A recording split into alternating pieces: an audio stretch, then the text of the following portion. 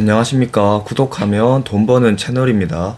최근에 코스피가 미친 변동성을 보여주고 있는데 이걸 보고 사람들이 투자를 참 잘못하고 있구나를 느껴서 영상을 만들게 됐습니다.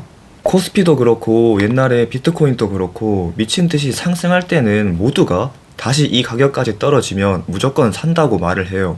그런데 막상 그 가격이 다시 오면 매수하지 못하죠. 두려워가지고. 그러니까 상승장에서는 너나 할 것 없이 가격이 하락하길 바라는데 옛날 가격이 눈앞에 현실로 다가오면 다같이 약속이라도 한 듯 자취를 감춰버립니다. 그렇게 갈망하고 원하던 저점 매수의 기회가 와도 매수하지 못하는 이유는 정말 단순해요. 투자를 하는 사람은 적고 투기를 하는 사람이 많아서 그런 겁니다. 투자를 하는 사람들은 자산의 가치를 보고 수량을 모아가는데 집중해요. 가치와 수량이 메인인 겁니다. 근데 이걸 오해하시면 안 되는 게 지금 당장 비트코인이랑 코스피를 풀매수하라는 말이 절대 아니에요. 그냥 진짜 투자를 하는 사람은 자산을 모아가는 데 집중한다는 말일 뿐이고, 그래서 악재고 뭐고 가격이 싸지면 매수 버튼을 과감하게 누를 수 있다는 거죠. 아니 그런데 지금은 전쟁이 일어났지 않냐, 악재가 이렇게나 쏟아져 나오는데 어떻게 매수하냐, 이런 반박을 하실 수도 있습니다. 근데 이거 당연한 거 아닌가요? 전쟁이 나니까 주가가 박살나고 악재가 쏟아져 나오니까 폭락을 하는 거죠. 그러니까 제 말은 이때 투자자랑 투기꾼이랑 구분이 된다는 거예요. 호재만 나오고 불확실성이 없는 상승장에서는 투기꾼도 쉽게 돈을 벌어가요. 투자해서 돈을 벌어가는 건 그 사람의 실력이 아니라 그냥 시장이 좋고 나쁘냐에 달려있으니까요.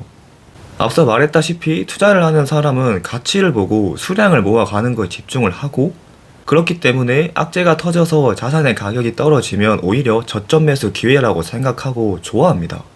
좋은 자산은 어차피 장기 우상향이 확정되어 있으니까 좋아할 수밖에 없는 거죠.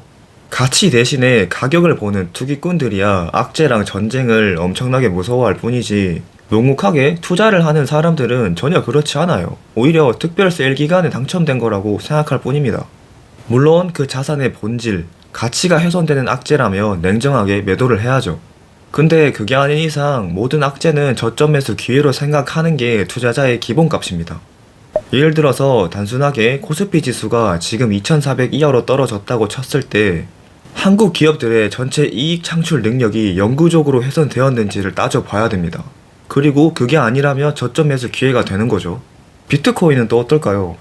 지금처럼 급락하고 있을 때 비트코인의 본질적 가치인 블록체인 네트워크 보안, 이게 무너졌는지를 따져보고 탈중앙화된 가치 저장 수단으로서의 기능이 마비되었거나 훼손되었나를 따져보는 겁니다.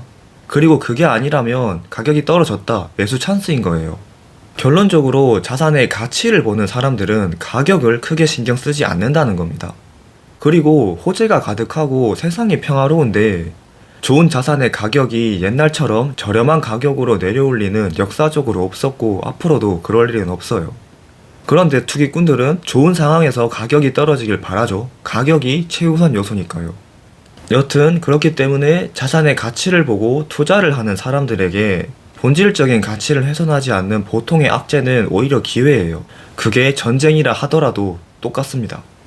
그리고 원래 자산의 가격이 싸졌다는 건 우리가 투자하고 있는 시장에 공포와 불확실성이 가득하다는 뜻이고, 이때 가격이 아닌 가치를 보고 투자를 하는 사람만이 과감하고 기분 좋게 매수 버튼을 누를 수 있는 겁니다. 물론 투자를 하는 사람도 미친듯이 악재가 쏟아지면 매수를 하기가 무섭고 망설여지기도 하죠. 그래서 기계처럼 적립식으로 매수하는 게 참 좋다고 생각해요. 아무런 생각 없이 그냥 사기만 하면 되니까. 여튼 세상이 평화롭고 호재가 가득한 세상에서 싸게 사고 싶다는 생각은 애초에 이뤄질 수도 없는 일이고 전형적인 투기꾼들의 생각이니까 안 하고 사는 게 마음 편해요. 뭐 그런 거죠. 물에 젖지 않고 수영하고 싶다거나 기름값을 안 내고 운전하고 싶다는 생각? 대충 모순적인 생각이라는 겁니다. 애초에 악재 때문에 가격이 폭락해서 못 사겠다는 건 투자를 했던 게 아닌 증거예요. 근데 항상 악재만 터지면 자산의 가격이 폭락하죠. 그만큼 이 세상엔 투자자에 비해 투기꾼이 압도적으로 많다는 뜻입니다.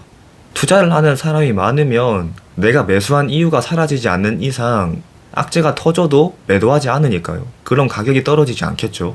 그런데 항상 악재가 터지면 주가는 폭락해요. 그리고 이때 투기꾼이 던지는 물량을 투자자가 다 받아내고 역설적으로 그렇기 때문에 투자를 하는 사람은 항상 돈을 벌어가는 것 같습니다. 투기를 하는 사람 특징이 자산의 본질이 아니라 차트의 기울기나 뉴스에 일희일비하고 주가가 오를 때는 희망찬 미래만 보면서 보지도 않던 가치를 찬양하기 시작해요. 그런데 가격이 꺾이면 바로 쓰레기라고 말하면서 외면해요. 엔비디아가 좋은 예시라고 생각하는데 놀랍게도 불과 2년 전만 해도 엔비디아는 욕이란 욕은 다 먹는 주식이었어요. 개비디아, 행보디아 등등 조롱하는 사람이 참 많았는데 조용히 수량을 모아가던 투자자들은 다 대박이 났죠. 물론 저도 이때는 도박을 하던 시기여서 이렇게 가치 투자를 못했습니다. 하여튼 그 시절 고점 대비 50% 빠졌을 때 쓰레기라 부르던 사람들이 지금은 10배 오른 가격에 사고 싶어서 안달이에요. 투자하는 기준이 숫자가 아닌 기분에 있고 가치가 아닌 가격의 움직임에 있다면 그건 명백하게 투자가 아니라 투기고 단기적으로는 돈을 벌 수 있어요. 그런데 결국에는 다 잃고 말 겁니다. 투기꾼들의 결말은 역사적으로 항상 좋지 않았어요.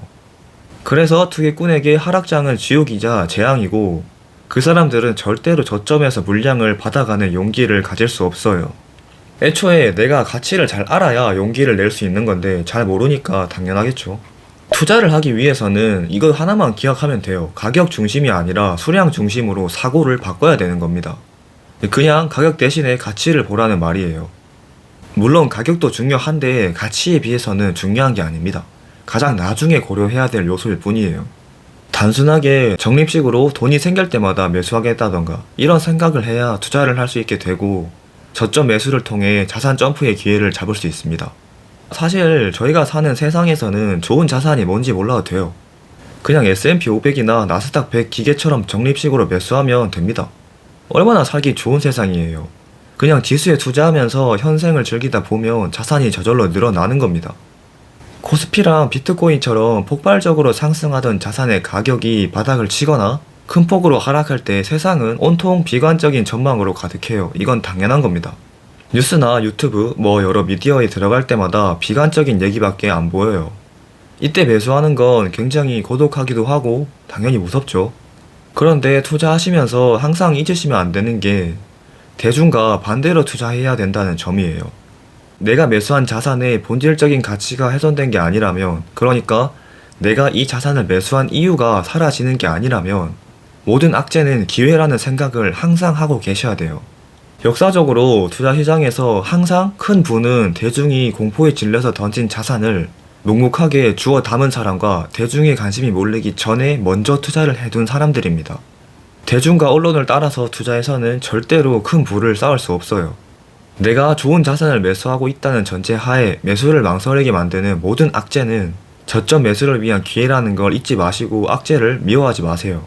오히려 그런 악재 덕분에 남들보다 유리한 위치에서 투자를 이어나갈 수 있는 겁니다.